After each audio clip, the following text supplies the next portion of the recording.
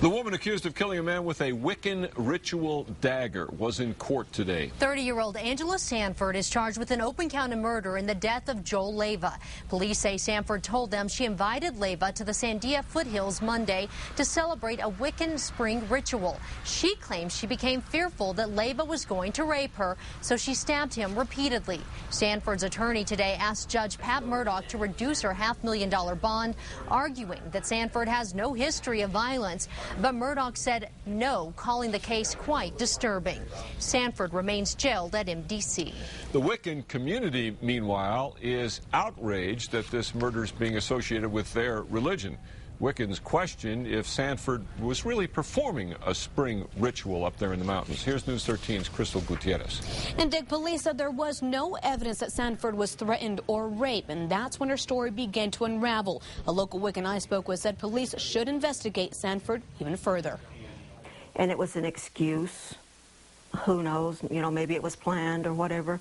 And she just used it as an excuse. Linda Owl, a practicing Wiccan for 50 years, says Sanford's story was filled with holes from the beginning. The ritual she told police she was celebrating that day isn't performed by Wiccans until the latter part of April or beginning of May. She didn't even get her days straight, so that made it even worse. Owl says the ritual typically is not done with only one person. A ritual like that would be more in the form of a group. Nor someone you just met. And you would have to be blessed.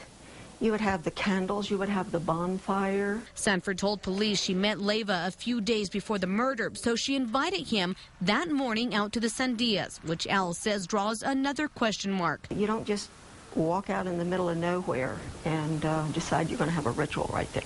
Police haven't given a motive for the murder, but Owl says in no way was it part of the ritual, even though police say Sanford's Wiccan dagger is the murder weapon. If it was truly had been blessed and used in rituals and things, it would be so wrong.